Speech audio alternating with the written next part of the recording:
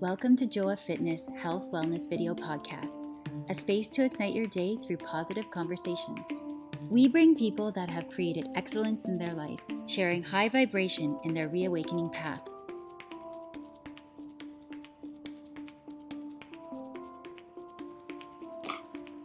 Hello, hi. Welcome back to the Joa Fitness Podcast, and I'm here with Nav today. How are you, Nav? I'm doing great. Happy New Year, everybody. Happy New Year. I can't believe it's already January 22nd. It passed already 22 days so fast of this year. And it is bringing great gift to everybody because it's awakening us. It's telling us that it's time to shake it up and to do things that we haven't tried. So I'm still here, being me and being connected to all the community of Toronto and in the world as well. So having this year as a challenge for me to continue spreading the voice of so many mothers and so many women out there that need some support in their process of being mothers. And also I'm working with the process of being conceiving a baby. So before the baby is created and then during and after. As a doula, I learned a lot about emotional support, and that's how I met Nav. So Nav, for who doesn't know, she's been working with me doing these educational chats and conversations since last year, 2019, and she is a pelvic physiotherapist focused on pelvic floor, but she also works on general issues here in the community of Toronto. So she is found in pelvicare.ca, right? Yes, that's Tell correct. us a little bit of what you do in the city for those that are just connecting in 2020 with this podcast. Of course. First, welcome everybody. Hope everyone's had a great first 3 weeks of 2020. So yes, I do general physiotherapy. So that's in the sense that everyone usually thinks what a physio does. So working on, hips, shoulders, knees, that kind of stuff. But I also do pelvic physiotherapy, primarily geared towards women's health. Prenatally, postpartum, if they have any issues with the pelvic area, but the body in general is one of my passions, and helping everyone kind of lead fulfilling lives without pain, without suffering. Yes. So I got to meet you in one of the workshops that I did to become a doula. So for those that don't know, you could become a birth doula or postpartum doula in the city of Toronto if you go to Toronto Yoga Mamas. So that's what the school was, and I got to meet amazing professionals that are specialists in so many aspects of the motherhood. So one of the aspects is how to recover from the process of being pregnant, and also how to restart a normal life after pregnancy. So that's how I met you, and we've been talking a lot about so many issues that women face through and after pregnancies. Today, we will be talking to everybody, actually, not only to mothers, but also to people in general. They're being affected with hunched over, and they are being losing their mobility. And today, we're talking specifically on the top part of the body, so thoracic mobility. So for those that don't know, I've been working as a yoga, Pilates, Tai Chi teacher since 2010, so it's been 10 years, the whole decade. I realized the whole decade of the 2010 to 2020, I was devoted and dedicated to strengthening my spine. And I had scoliosis. For many people in the world, they know what scoliosis is, which is when your spine is deviated to one side or the other. This one can cause pain sometimes, and maybe not, but it definitely will cause a dysfunction and an imbalance in the body. So I've been doing a lot of thoracic mobility for the past 10 years, actually more than that, since I was 15 years old. And it definitely is very important to activate the muscles around the shoulders, the neck, and the hips as well. So today we're going to just focus about the thoracic mobility. So the first thing that we want to start is when do we start feeling this problem of thoracic mobility, and how do we do to deal with this? For sure. So actually, before we do that, I think for some people they might be wondering what the thoracic spine is. So in general, the spine starts at the base of the skull and then it goes down all the way to the tailbone. And so the first part, the neck, that's called the cervical or cervical spine. And then after that is when the thoracic spine starts and goes down in between the shoulder blades, kind of like to the mid-back. And that part of the spine is very integral in terms of posture, but also rotation, opening up the heart area, the chest area, and it becomes very affected and can become stiff, painful, sore if someone's sitting for a long period of time, if their posture isn't great, if they're slouching, which eventually happens at work, if someone's sitting at a computer for a long period of time, and that can impact the neck, and it can impact the hips and the low back. So not just the mid-back, but it can affect other areas of the body as well. So it's very, very important to pay attention to that area of the spine. And this is actually affecting not only adults, it's actually affecting kids. I see so many kids on the street walking already hunched over because probably they don't exercise, they're not aware about where to sit the shoulder blade. And they are growing so fast, and they don't know how to do with this the growth that is just goes so quickly. Plus, their backpacks are extremely heavy, so they are hurting themselves with this. I was hunched over actually all my teenage life, and I used to be bullied by this. A lot of people in my school used to make fun of it and call me, the Notre Dame and all this. And I remember, it was kind of like very frustrating. My mom used to walk so tall. She's very, very conscious about her posture. And she used to tell me to walk tall, but I was just like annoyed by doing it. I just felt it was so much pressure for that, because it was painful, not just to have a scoliosis, but also for other kids to make fun of my body. So it took me a long time to reset my spine. And this is something affecting from the moment that actually the kid starts growing to sometimes always, if you never get to restructure it and to correct it. I totally agree. And I think for a lot of girls, especially as they enter puberty, right? Especially in school and like self-image and stuff like that. So if there's more weight in this area, they feel self-conscious about it. Naturally, they're doing this. They're like trying to hide that area. And yes, my mom also, same like your mom, she has amazing posture. She would come to my basketball games and everybody would be asking, whose mom is that? Because she's sitting like this. And then in the meantime, I'm like, I'm going like this. But so it starts at a very young age is what we're trying to say. And that can lead into adulthood as well.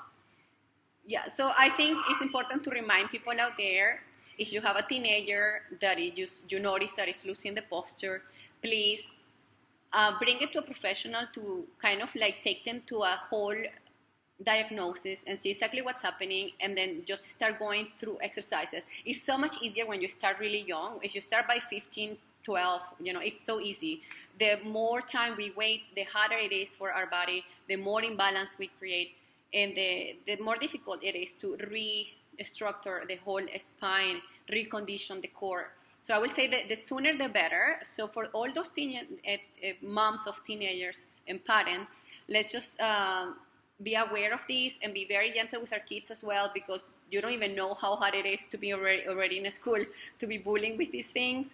And then on top of that, if you're a parent and you're really strict, and so sometimes we don't take the things the same way. So I think that's my first suggestion. Now, later on, of course, with our lifestyle in this part of the world where we're never really moving functionally, always sitting, driving, and the worst is the last generation of the iPhones and all these digital hunch is terrible. Never seen before, like carpal tunnel, like so many other things coming from holding a device in your hand 20 hours a day. So this is affecting everybody. So what are the numbers of typical patients that you get with thoracic issues, and how severe it can get this? Okay, so first of all, I would say most of my patients come in, they have no idea something's happening in their thoracic spine. They actually think it's neck, shoulders, they're getting headaches, or it's their low back. But most of the time, I would say 50% of the time, we end up working on their thoracic spine. Okay. Because they're starting to feel it in different areas, but it's actually coming from that central part of the spine.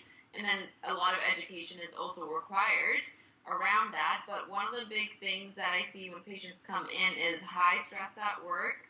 And then what happens is, if they're working on a project, they might start off with, their back against the chair. Slowly over the day, their neck is going like this towards the screen, and their shoulders are hunching, right? So they come in with issues here, but what it's really impacted is the thoracic spine. Yes. Yeah. I understand this is so hard, and we just have to understand what's happening with the shoulder blades, right? Like, that's actually the most sensitive part of our body, shoulder blades, and it's so common, like so many injuries around the shoulder. So number one exercise that I will start already bringing out there is the retraction of the scapula. So why don't we just talk about how to retract the scapula and easy ways to do it from a seated position. If you are driving, don't try this now, but if you're just watching this at home, maybe it's a good time to try it. So why don't we just explain what is how is the shoulder mobility on a 360 degrees? What are the functions of the shoulder, and how we can stimulate the areas that are being neglected? Okay, yep, so the shoulder blades, or basically the scapulas, those are the bones that sit on the back, and they're attached to the humerus. And so that's, when we're moving the arm, we really rely on scapular movement. Okay, so the wings, basically. And those wings really don't attach anywhere. They're free floating, they're sitting in muscle, but they really depend on the ribs and the spine to be in full alignment as well, so they can't move. So if your shoulders can't move properly, it could be a shoulder issue, but it could also be an issue in the ribs and the spine. So it's very, very important to have full range of motion and full mobility in the shoulders, to have a full range of motion in the spine. And retraction is a great way to work on the posture. And retraction basically means like you're trying to bring your shoulder blades together, but also down. We're not doing this, right? We don't want tightness in the neck, but it's a back and down to have full awareness of your posture, and so it's fully open here. As my ballet teacher would say, it's like, girls, we're trying to show off the diamonds that we're wearing. Yes, for sure. So basically, the shoulder, as Nav was telling us, it has 4 main movement, right? So it's protraction and retraction and elevation, which is very common because we're like always holding so much tension. Why? Because we're not breathing properly. Breathing is so important. If you're tensing and you have a shallow breath, normally your traps are extremely tight. So that's like a constant elevation of your shoulder. So it's limiting the flow in your neck, the flow of blood in your neck. So it's protraction, elevation, retraction, and we're missing one. Retraction, elevation, depression. So the depression is important, and you were telling, it's not just squeezing the shoulder blades together to the middle, but it's also bringing them down towards the pockets of your pants. Very important, bringing them down.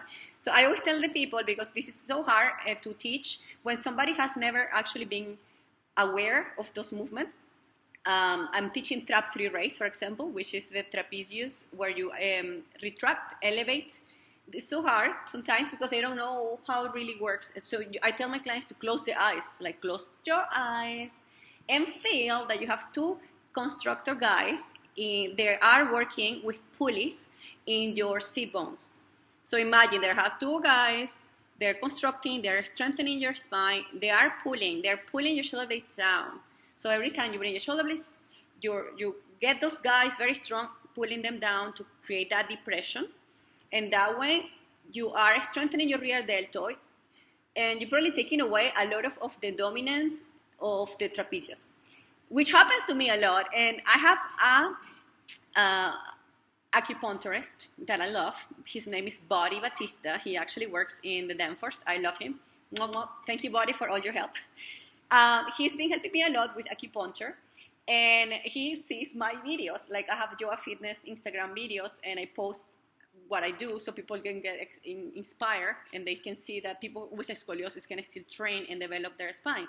So I do a lot of chin-ups, and when he sees my chin-ups, it's like, Joa, you are so dominant in your trapezius, you're not even engaging your real deltoids. And then I take a look at the video, and I can totally see like my traps tend to overtake the exercise.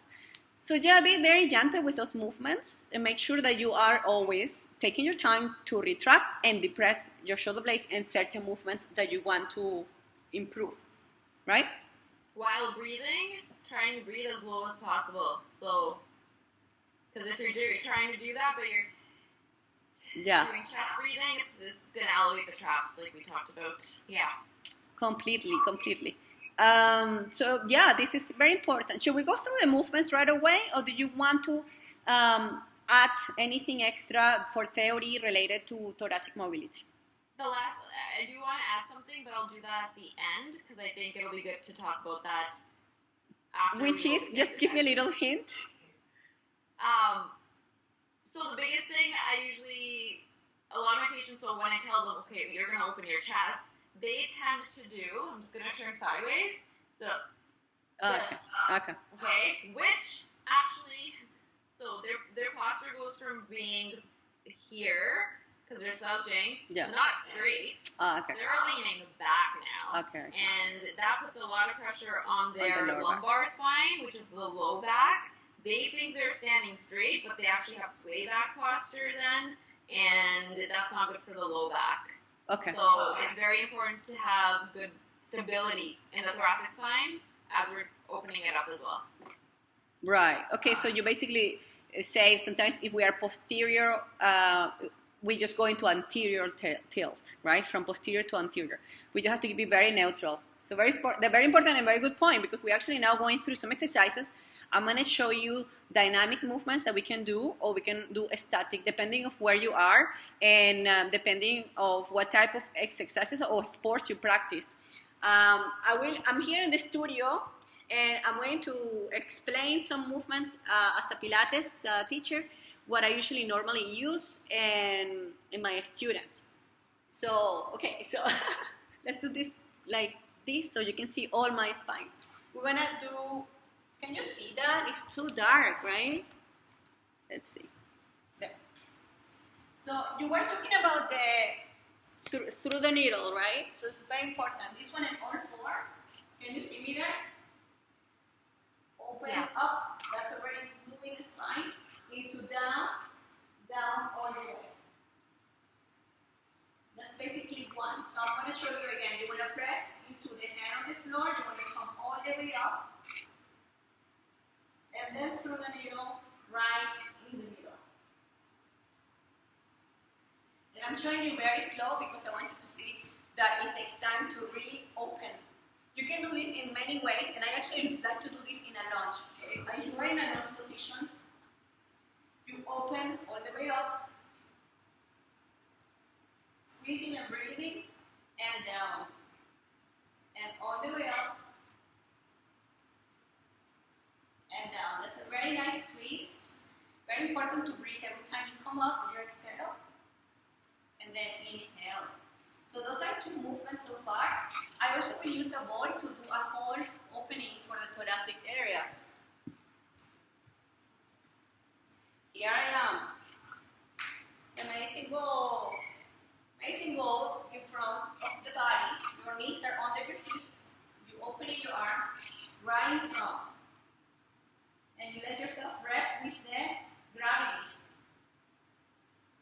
You also can hold your elbows and press through your elbows all the way down. Remember to breathe in every pose here. This is an static stretch. You're going to hold it for at least 90 seconds. It feels really good. Something that I learned with Paul Check is the openings on the side. One hand is on the floor, and then you open on the side your chest. So you are lengthening the arm, and you want to bend your elbow and press with the elbow. So those are some of the movements that I will do for thoracic mobility. There is one more with a lunge position, but it's similar than the first one that we did.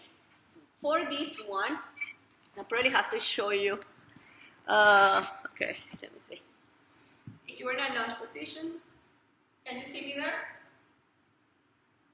So you can open out. This one requires more mobility, more stability on your toe.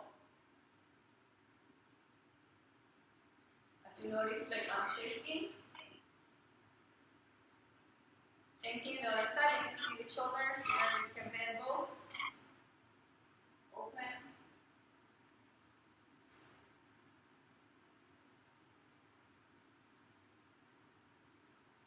Open. Good. All right. Those are some. How do you think? What do you think about those? Do you like them, or do you want to add an extra one? Those are great. Those are really, really great. Active ones. If someone's super sore, like they come in and they're like, everything just hurts. The only one kind of like I would maybe give is just rolling up a towel and having it like along the length of the spine. If someone's lying down, just the arms out, just to provide some relief to that area. And then eventually they can do the same thing with a foam roller. Yoga block. Yeah. So those ones are good to do just if someone's, like if they already have pain or too much tension. And then these ones are great for day-to-day mobility. They're amazing. So like starting off the day with that or ending off the day with that. Completely. These movements can be done at home, can be done before training. Normally I do them before training to start warming up my body. And actually I do some meditations with the movements as well. So it's part of my yoga meditation.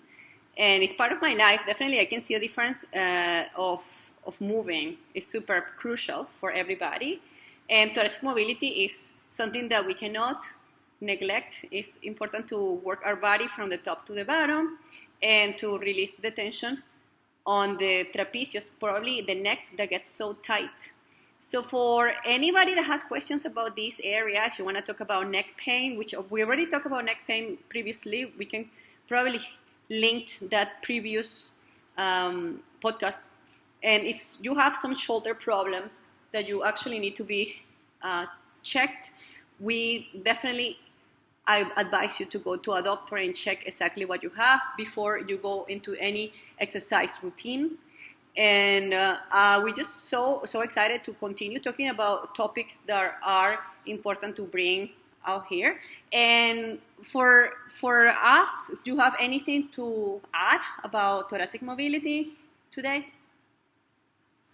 I think we did a great job. Yeah, I think it's just reinforcing the importance of spinal movement for a lot of people. And also, the way you feel is the way you carry your body, but the way you carry your body is going to be the way you feel as well. So if someone is sitting slouched, right, that's going to reinforce certain behaviors, certain emotions, certain feelings within themselves.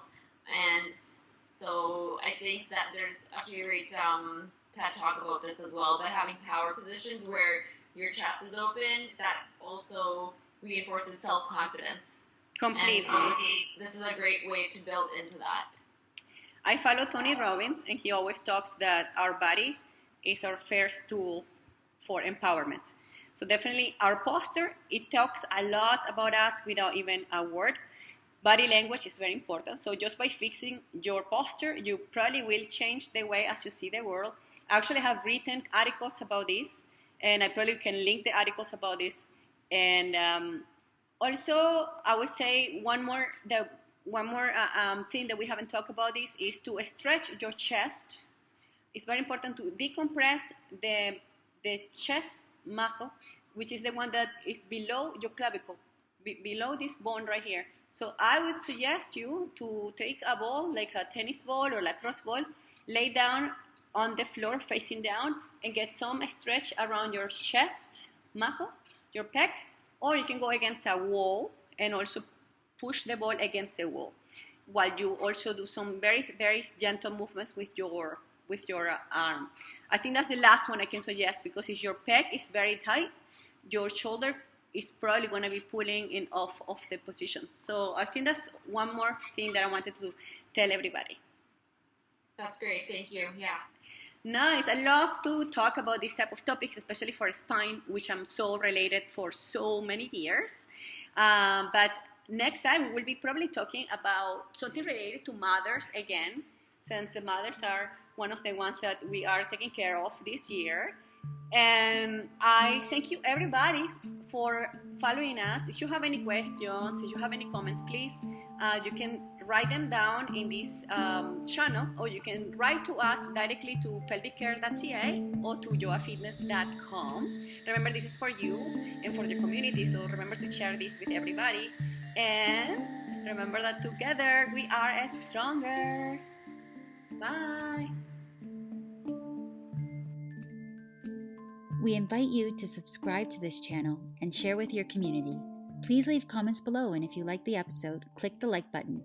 Have a beautiful day.